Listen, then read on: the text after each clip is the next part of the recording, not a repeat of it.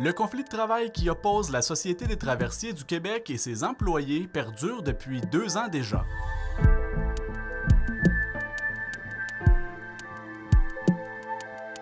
TVCO est allé à la rencontre du maire et de quelques commerçants de l'île aux Coudres suite aux 3 derniers jours de grève qui ont été débrayés par le syndicat.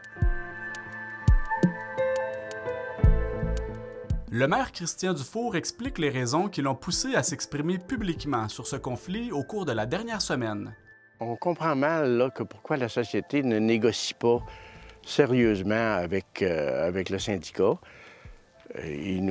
Le syndicat nous dit qu'il se rend pour négocier, mais c'est des négociations d'une journée aux 2 mois ou aux 3 mois. Donc, tu ne peux pas régler un conflit comme ça. Donc, ils ne seraient pas intéressés à, eux, de leur côté, faire débloquer les choses? Ça regarde ça, là. M. Dufour indique que les communications entre son administration et la Société d'État ne sont pas au beau fixe. Les relations sont... Je ne peux pas dire qu'elles sont bonnes.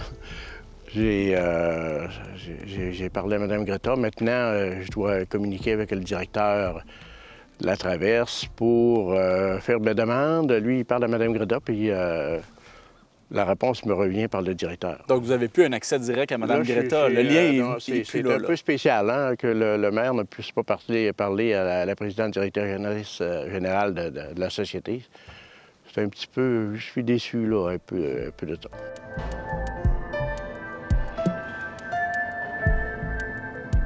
La conseillère municipale et commerçante Noël-Ange Harvey estime que les partis ont le devoir de s'asseoir et de négocier pour le bien-être des citoyens.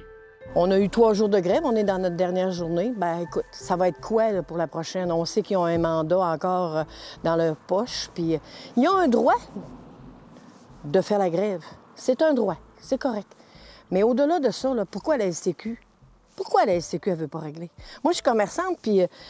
C'est comme je dis des fois à mes employés, on ne peut pas donner le beurre puis l'argent du beurre à tout le monde. Mais sauf que quand le salaire minimum augmente, donner un minimum. Puis eux autres, ces employés-là qui sont là, le sentiment d'être apprécié, le sentiment de dire « je fais un bon travail », le sentiment d'eux, c'est « ils l'ont-tu encore ». Moi, mes jeunes capitaines qui sont en haut puis en bas, là, au moteur, là, c'est puis sur le pont. Ces jeunes-là, c'est eux autres qui sont la porte d'entrée pour nous arriver, pour ouvrir l'île au monde, là. Bien, s'ils ne sont pas reconnus pour le travail qu'ils font, puis si ils disent « bon, si ça ne fait pas ici, ça fera ailleurs, bien, vous irez ailleurs. » Bien, il y a d'autres places ailleurs qui vont donner le 30 piastres qu'ils demandent ou le 32 piastres. On demande une écoute, on dit « parlez-vous ». On sait que le Conseil du Trésor a donné le mandat. La STQ l'a reconnu aujourd'hui, là. On a le mandat. Bien, 16 citrons, ça prend pas 3 ans à négocier quelque chose. Assoyez-vous, parlez-vous. Si ça prend un arbitre dans ça, qui en mette un arbitre. Le maire Dufour reconnaît que le pouvoir municipal possède ses propres limites dans cet enjeu provincial. Dans l'histoire de la grève, oui, on a les mains liées. Puis dans l'organisation de la STQ, c'est une société d'État. Donc, on déclare des affaires. Il y a des affaires qu'on trouve aberrantes. Mais qu'est-ce que vous voulez? C'est eux autres qui ont le gros bout du bâton. Hein?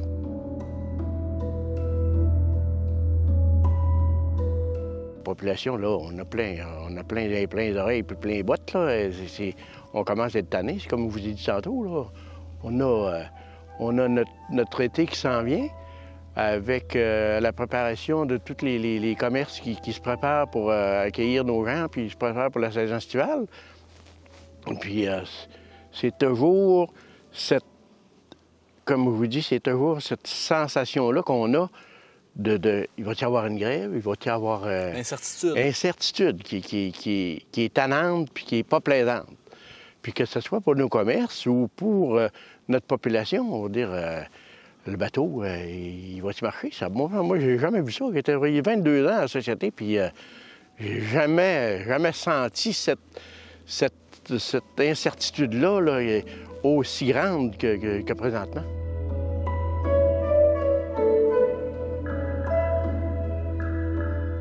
Les entreprises insulaires admettent avoir traversé l'été 2024 contre vents et marées. Si on prend les locaux en général, là, on a une baisse globale là, à jaser avec tout le monde de minimum 30 %. Ça, c'est global dans l'île, peu importe le commerce. Nous, on l'a vécu.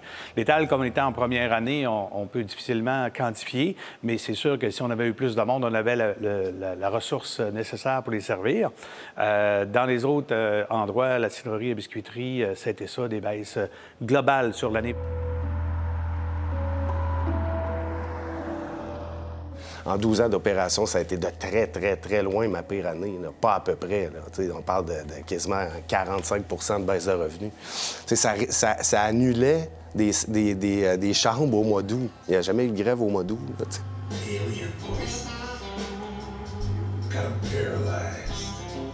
C'est sûr que l'année passée, ça a fait mal quand même. Il y a eu un problème, je pense, beaucoup de communication. Les gens pensaient qu'il n'y avait plus de traversiers durant tout l'été, ce qui était absolument faux. Il y a eu quelques jours de grève. Ça ne veut pas dire que ces quelques jours de grève-là n'ont pas fait mal, mais la réalité, c'est qu'à un moment donné, au niveau médiatique, le message, les gens ils recevaient le message comme quoi qu'il n'y avait plus de bateaux, qu'il y avait 5 bateaux par jour, puis c'est pas vrai. Il y a eu des bateaux, il y a 95 % de l'été. Puis ça a fait, en toute franchise, plus mal que la grève en elle-même.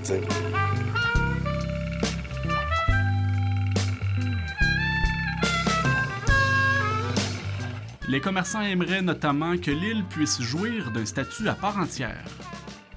Dans la tête des gens, il y a un doute. Fait qu'il faut que la grève se règle au plus vite. On demande au gouvernement de considérer qu'on est un endroit particulier. On n'est pas Québec-Lévis, là. Il faut que quelqu'un comprenne ça dans sa tête, là, puis qu'il faut qu'il arrête de nous faire planer une grève sur la tête, là. Parce que c'est essentiel, là. Il n'y a pas de pont ici, là. C'est plus qu'essentiel. Moi, le dossier essentiel, là, les gars du bateau, premièrement, là, s'il arrive une ambulance, ils vont la prendre puis ils vont la porter de l'autre côté. Ça, c'est l'essentiel. Nous, ce qu'on veut, c'est un lien. Ce qu'on veut, c'est notre route. On la veut à toute heure du jour. On la veut disponible. Il y a un horaire de traversier. Les gens regardent l'horaire. C'est ça. C'est comme la 138, c'est la 362. Ça s'appelle une route. C'est d'un quai à l'autre, sauf qu'au lieu d'être une route en asphalte, c'est un bateau qui l'a fait. C'est tout. C'est comme à Baie-Sainte-Catherine-Tadoussac, c'est le prolongement de la route. Ce qu'on a à l'île aux Coudes, c'est une route.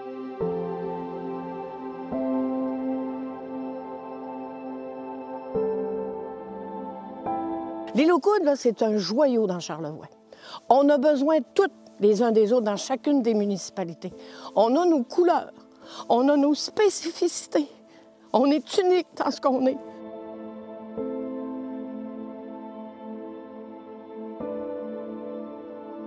Puis là, on dirait qu'on est tout seul à vouloir se battre. C'est comme dans les négociations. Les autres municipalités à travers la province, il n'y en a pas qui chiolent.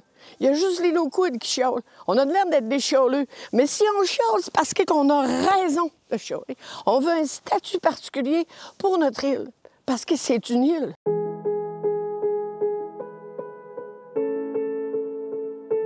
Éric Desgagnés estime toutefois que l'espoir n'est pas en vain. Bien, on est toujours en mode espérance. C'est un petit peu ça, la force de l'île aux Coudes. On espère toujours que ça va finir par se régler. Là, il y a quand même des démarches qui sont entreprises par la municipalité, les comités de citoyens, pour mettre un peu plus de pression. On comprend mal que ça ne se soit pas encore minimalement réglé, minimalement discuté de ce qu'on entend, parce qu'on entend, on travaille les branches, puis l'hiver, il n'y a pas de feuilles, donc il y a beaucoup d'espace pour que les rumeurs circulent et les nouvelles circulent. On entend que ça jase pas fort. On entend, 3 mois et demi là, sans avoir une réunion, là, je pense ou bien le syndicat n'a pas fait sa job, ou bien la STQ ne fait pas sa job. Il y a du monde qui ne travaille pas fort. On va dire ça comme ça pour être délicat. Quelques commerçants s'organisent pour redorer l'image de l'île dans l'espoir d'attirer de nombreux visiteurs durant l'été à venir. Là, on est en mettant en place un comité ou minimalement une ressource pour créer de l'événementiel, pour amener un peu plus de monde à l'île. Mais c'est toujours, le défi, c'est ça. Tu as beau faire tout ce que tu peux pour créer, puis faire des belles choses, puis attirer les gens. Entre autres, la Facine va avoir une belle programmation cet été. Mais à un moment donné, il faut que la facilité de rentrer à l'île et de sortir de l'île soit là. Là, c'est ça, à un moment donné, qu'on travaille, là, c'est de dire aux gens, justement, que c'est fou cet été, là, il se passe des affaires à l'île. Il y a le comité des loisirs qui organise des trucs à la Facine, avec une programmation fou à toutes les fins de semaine. Les jeunes sont impliqués. Il y a 1 million d'affaires qui se passent à l'île, là.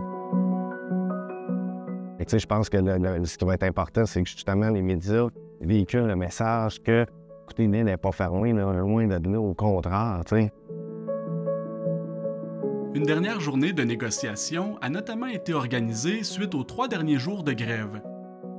Les 2 parties impliquées ne souhaitent pas commenter le conflit dans l'espoir de trouver une voie de passage d'ici le début de l'été 2025.